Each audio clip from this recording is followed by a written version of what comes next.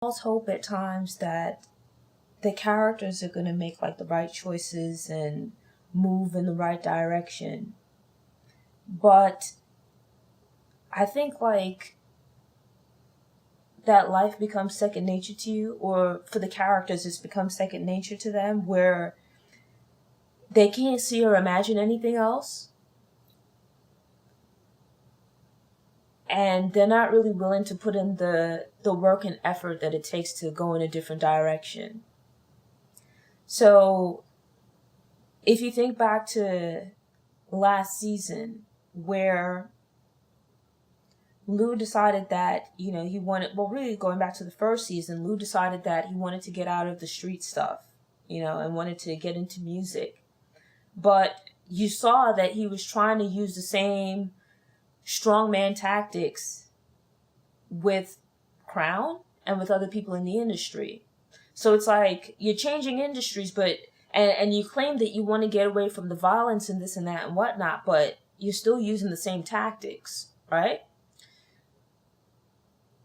In addition to that, you claim that you want to get out of the street stuff, but you're 1 foot in, 1 foot out. You're not involved in the street stuff and you don't want any parts of it until you need money. And then, you'll dip back in and grab up some cash and use it for your needs. Now, I do agree with him when him and RAQ had their sit down that you can tell that, RAQ manipulates him. It's unclear exactly how old Lou is, right? But we could stand to reason he's at least in his late 20s, somewhere between, let's say, 25 to 30 or something like that. Or probably younger than 30, because I don't think he's that close in age to RAQ. She's probably at least a few years older than him. How he got into this pretty much being like her hammer, right, was her asking him to do things for her, right? And as he states, and it's fair enough, that she was his older sister, right? He was her younger brother. And she started him off on that path, right? Put him in that position, gave him that job when he was too young to know any better. She was guiding him, and he was too young to be able to think far enough in the future to know this wasn't the way to go. But as RAQ fairly states, that it might have been wrong when he was a kid, but Lou's a grown man now. And when she asked him to do things as an adult, and it's something that Kanan stated during their conversation. Kanan is a different situation because Kanan is still a kid, right? But that when RAQ asked Lou to do things as an adult, he might have felt uncomfortable with it. He might not have wanted to, but ultimately went along with it. RAQ is wrong in those situations, yes, but so's Lou, because he always had the option to say no, right? He always, since he stepped away, sure, she's come now to talk to him and whatnot, but she hasn't really gone seeking him out to assign stuff to him or anything like that. So it's it stands to reason that he could have said no and he could have walked away, but he needed to completely walk away.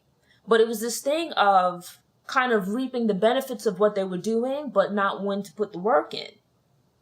And it's you can't really have 1 foot in, 1 foot out. It's either you're completely out or you're in.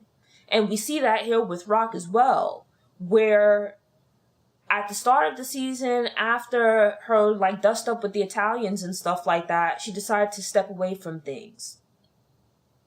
And pretty much no one believed that.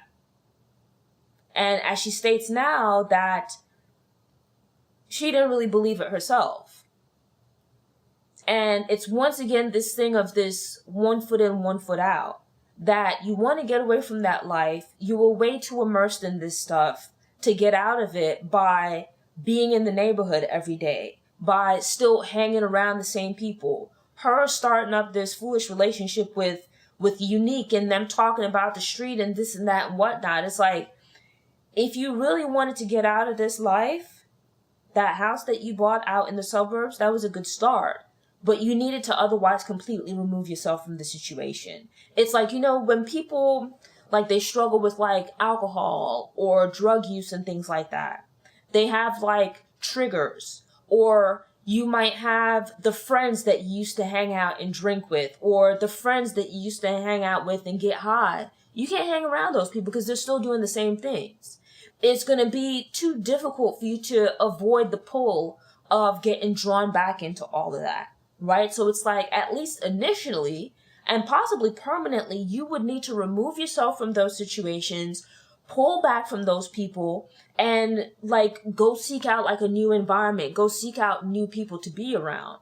Because being in the same environment, hanging out with the same people, it's like it's going to be too much of a challenge for you to resist the pull.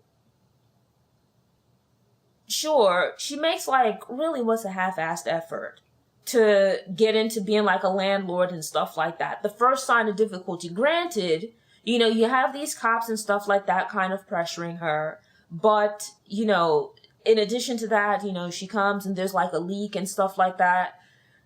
Again, it's this thing of rushing into stuff that you don't really know anything about.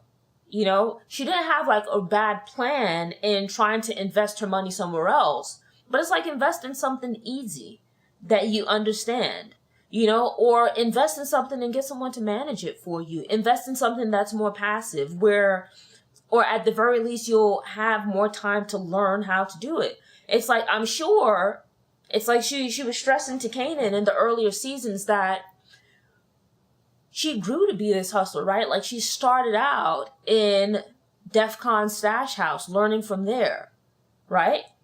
But you've gotten so used now to being at the top of this organization and calling shots, and you can assign stuff to other people and delegate and this and that and whatnot, where it's like now when you're back in this situation where you're back to being the low man on the totem pole, or, having to get your hands dirty and build your way back up, that it's like she doesn't want to do that. It's laziness, really. Her going back to being in the streets. It's that, I want to change, but I'm not willing to really put in the effort to do things differently. It's like, this is what I've done. This is what I know. This is what I'm comfortable with. And so at the first sign of resistance in trying to do this new thing, I'm going to run back to what I've been doing. You saw the same thing with Lou, right? Where he's claiming, that he wants to change and he wants out of this life and he's tired of the violence and this and that and whatnot. The first time he gets into any kind of difficulties with anyone in the music industry, with Crown or the radio promoter guy, he automatically reverts back to violence. And you see it here with RAQ. You walk in and it looks like a pipe burst or whatever in the beauty salon. And your first thing is, this is too hard. Like calling the plumber is such a difficulty. This is too hard. I'm going to go back to doing what I've been doing. Thanks for tuning in. To ensure you don't miss any episodes, subscribe to the channel, click the notification bell, go ahead and click the thumbs up button if you like what you saw, and go ahead and share it on social media.